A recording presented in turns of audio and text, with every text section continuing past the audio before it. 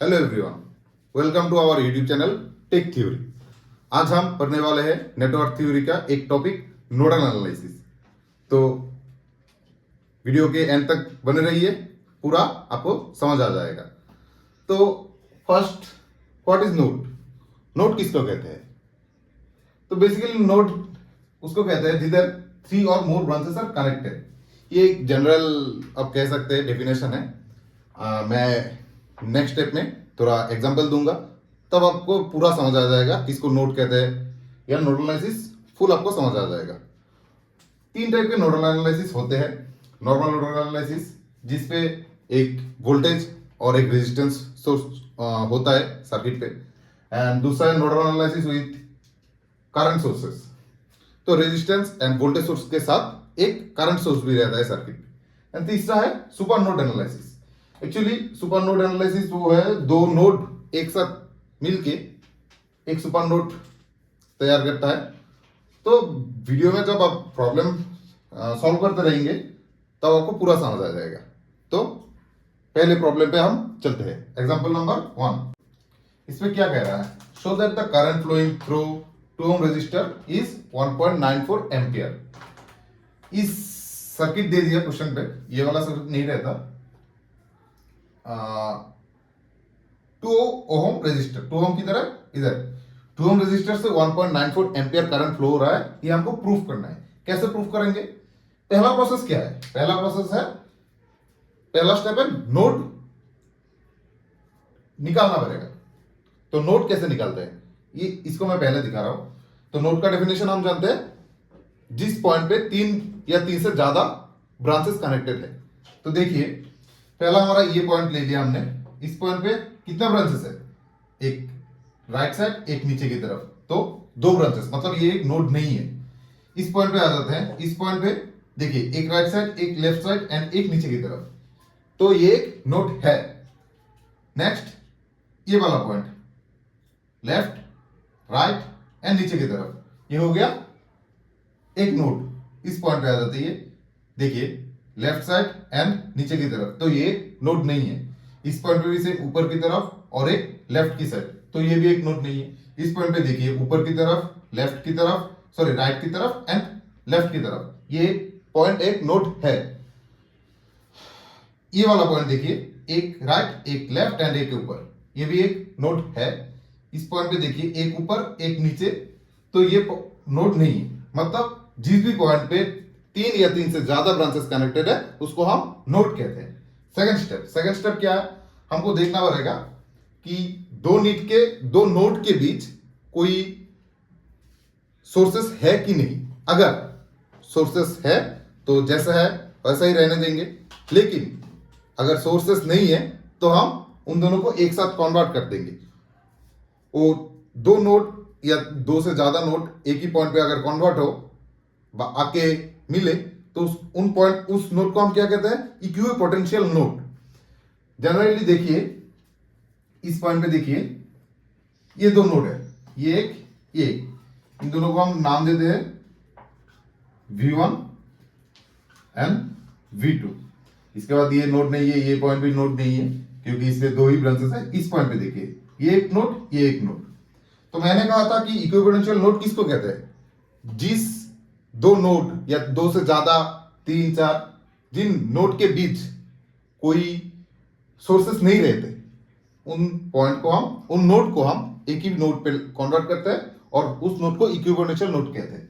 देखिए, इन दो नोड, ये वाला एक नोड, ये वाला एक नोड, इन दोनों के बीच कोई सोर्सेस नहीं है, इसलिए हम इन दोनों नोड को एक पॉइंट पे कन्वर्ट करेंगे और उस पॉइंट को हम कहेंगे क्या? Equipotential node. देखिए कैसे कन्वर्ट करते हैं, जस्ट ऐसे ले आते हैं। ये हो गया हमारा 2 नोड एक साथ एक नोड पे कन्वर्ट, और इस नोड को हम कहते हैं इक्विपोटेंशियल नोड। इसके बाद आता है नेक्स्ट स्टेप पे, ग्राउंड नोड को निकालना। ग्राउंड नोड किसको कहते हैं? जनरली जो नोड सोर्स के नीचे की तरफ होता है उनको हम ग्राउंड नोड कहते हैं। लेकिन और एक भी कह सकते हैं, और एक डेफिनेशन भी है कि जिस नोड पे ज्यादा ब्रांचेस है, सबसे ज्यादा ब्रांचेस है, उसको भी हम ग्राउंड नोड कहते हैं। लेकिन देखिए इधर इस नोड पे 3 ब्रांचेस, इस नोड पे 3 ब्रांचेस, इस इक्विपोटेंशियल नोड पे 1 2 3 और इधर एक 4, ये हो गया हमारा 4 ब्रांचेस। मतलब इस नोड पे सबसे ज्यादा ब्रांचेस है, मतलब ये ग्राउंड नोड। तो हम ग्राउंड नोड को कैसे डिनोट करेंगे? ऐसे, ग्राउंड नोड का वैल्यू 0 होता है। अब आ जाइए नेक्स्ट स्टेप। नेक्स्ट स्टेप क्या है? हमारा जो पहला नोड है उस नोड से हम ब्रांचेस के माध्यम से हमको करंट बाहर की तरफ फेंकना पड़ेगा। देखिए करंट बाहर की तरफ कैसे फेंकेंगे ये मैं दिखा रहा हूं। देखिए ये हो गया हमारा V1 नोड। V1 नोड से हम करंट बाहर की तरफ फेंकेंगे। कैसे फेंकेंगे? देखिए बाहर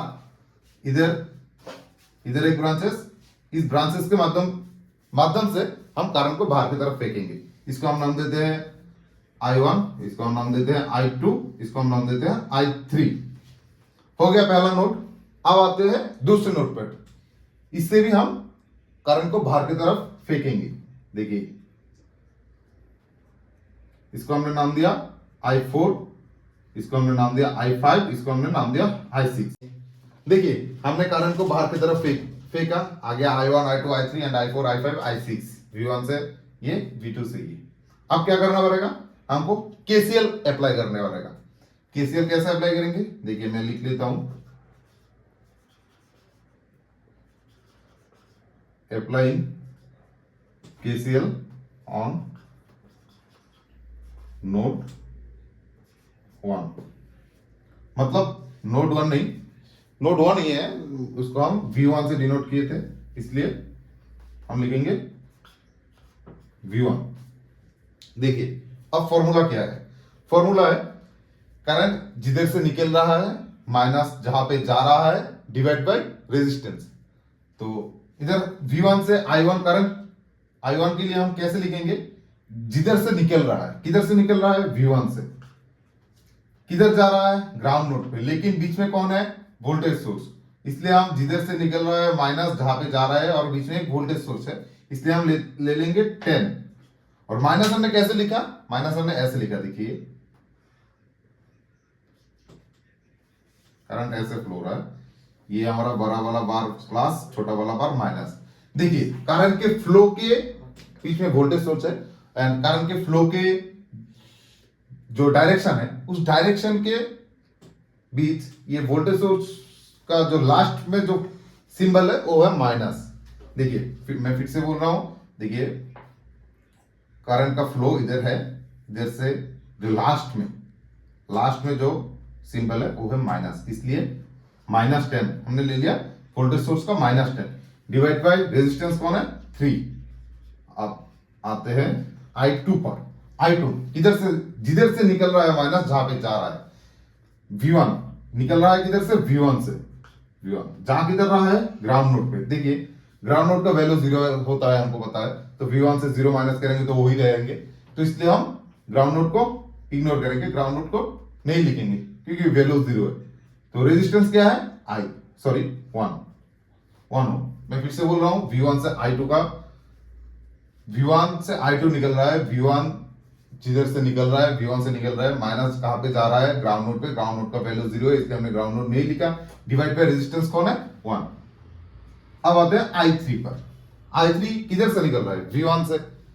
जिधर से निकल रहा है, फॉर्मूला क्या है? जिधर से निकल रहा है। किधर से निकल रहा है? V1 से। किधर जा रहा है? V2 पे। एंड रेजिस्टेंस है 1, बीच में रेजिस्टेंस है 1 इक्वल टू 0। अब हम इसका जो मैथमेटिक्स है, जनरल मैथमेटिक्स, एलसीएम करेंगे।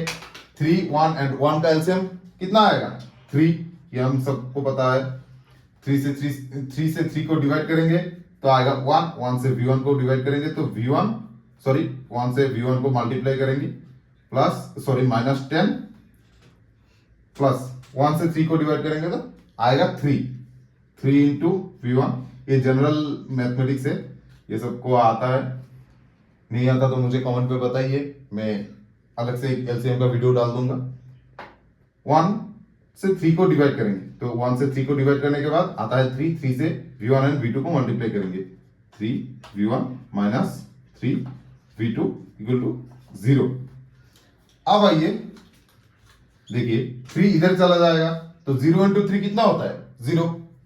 तो हम अभी लिखते हैं V1 माइनस, सॉरी देखिए 3 इधर चला गया 0 आ गया।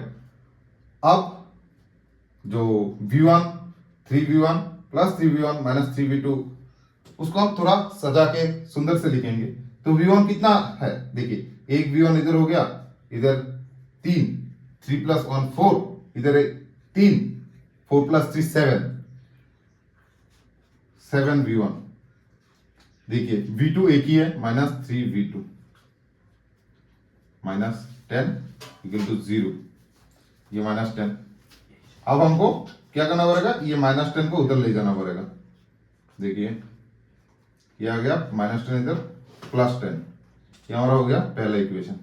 अब आते हैं दूसरे इक्वेशन पर।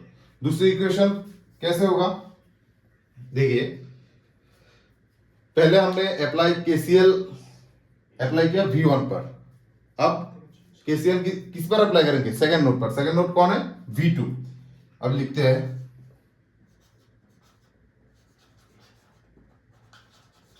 Applying KCL on V2।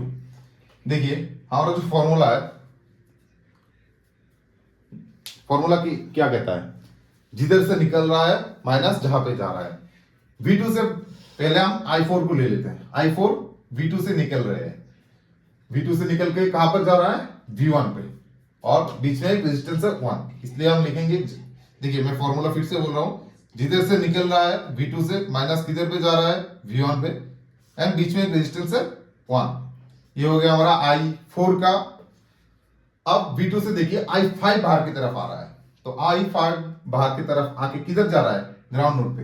Formula किधर है, जहां से निकल रहा है माइनस जिधर जा रहा है, तो कहां से निकल रहा है V2 से माइनस, कहां पे जा रहा है ग्राउंड नोड पे। लेकिन हमको क्या पता है ग्राउंड नोड का वैल्यू 0 है, इसलिए हम ग्राउंड नोड को नहीं लिखते। तो हमने ग्राउंड नोड को नहीं लिया।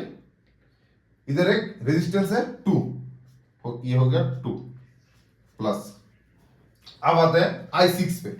I6 के लिए फॉर्मूला क्या है, सेम ही वही फॉर्मूला है, सेम फॉर्मूला, जिधर से निकल रहा है माइनस जहां पे जा रहा है। देखिए किधर से निकल रहा है V2 से, V2 से जा किधर रहा है ग्राउंड नोड पे, लेकिन बीच में कौन है 10 वोल्ट, एक रेजिस्टेंस है लेकिन 10 वोल्ट। तो हम क्या करेंगे, 10 वोल्ट को हमको लिखना पड़ेगा। तो V2 से निकल रहा है करंट, देखिए ऐसा वाला फ्लो होता है, ऐसा इनका डायरेक्शन ऐसा है। देखिए ये होता है प्लस, ये होता है माइनस। करंट के फ्लो के बीच 10 वोल्ट है, 10 वोल्ट का जो प्लस ऊपर है माइनस नीचे है। करंट की डायरेक्शन में लास्ट में कौन है माइनस। मैं फिर से बोल रहा हूं, देखिए I6 का डायरेक्शन इधर से है ऐसे, तो डायरेक्शन में लास्ट में जो सिंबल है वही हमारा मैथमेटिक प्रॉब्लम में भी लेना पड़ेगा। तो लास्ट में है माइनस, इसलिए हम लेंगे -10, -10 डिवाइड बाय रेजिस्टेंस है कौन 3, इसलिए हमने 3 ले लिया इक्वल टू 0। अब हमको इजी कैलकुलेशन करेंगे, इधर हमने एलसीएम कर लिया 3 to 1, 3 to 1 का एलसीएम है 3 into 2 6, ये हमने 0 दे दिया। अब देखिए 1 से 6 को डिवाइड करेंगे तो आएगा 6 V2 माइनस 6 से V1 को डिवाइड करेंगे तो आएगा 6 V1 प्लस 2 से 6 को डिवाइड करेंगे तो आएगा 3 into V2 3 V2 प्लस 3 से 6 को डिवाइड करेंगे तो आएगा 2, तो 2 से इन दोनों को मल्टीप्लाई करेंगे 2V2 माइनस 20। देखिए नेक्स्ट स्टेप पे क्या करेंगे आप, सॉरी इस 6 को हमने इधर लेके 0 into 6 0, तो हमको ये लिखना नहीं पड़ेगा 6। अब देखते हैं V1 कितना है, इधर एक V1 है और V1 नहीं है, देखिए V1 नहीं है इसलिए हम पहले V1 रखते हैं 6 V1। अब देखते हैं V2 इधर 6 V2 इधर 3, 6 3 9, 9 2 11, ये हो गया हमारा 11 V2। अब ये -20 इधर जाएगा तो +20, ये होगा हमारा इक्वेशन नंबर 2। अब हमको क्या करना पड़ेगा, ये जो इक्वेशन है, equation number 1 and equation number 2 को हमको कैलकुलेटर पे डाल के V1 एंड V2 का वैल्यू निकालना पड़ेगा। V1 एंड V2 का वैल्यू कैलकुलेटर पे कैसे निकालते हैं ये आपको मैं दिखा रहा हूँ। देखिए हमने कैलकुलेटर ले लिया। कैलकुलेटर ऑन करने के बाद हमारा जो मोड ऑप्शन है, मोड पे क्लिक करेंगे। इधर हमको सिलेक्ट करना पड़ेगा इक्वेशन एंड फंक्शन। देखिए equation and function 1 number option पे, इसलिए हमने 1 पे क्लिक किया। देन हमारा 2 ही इक्वेशन है इसलिए 2, एंड इसके बाद A1 मतलब इक्वेशन नंबर 1 पे V1 के साथ जो है, V1 के साथ कौन है, V1 के साथ है 7, देन इक्वल टू, इसके बाद B1 कौन, B1 मतलब इक्वेशन नंबर 2 पे V2 के साथ जो है, V2 के साथ जो है मतलब -3, और C1 मतलब इक्वेशन 2 पे इक्वल टू के बाद कौन है 10 हो गया। A2 मतलब इक्वेशन नंबर 1 पे V1 के साथ जो है मतलब -6, देन B2 मतलब इक्वेशन नंबर 2 पे V2 के साथ जो है मतलब 11, एंड देन C2 मतलब इक्वेशन 2 पे इक्वल टू के बाद जो है 20। ये आ गया हमारा V1 और ये आ गया हमारा V2।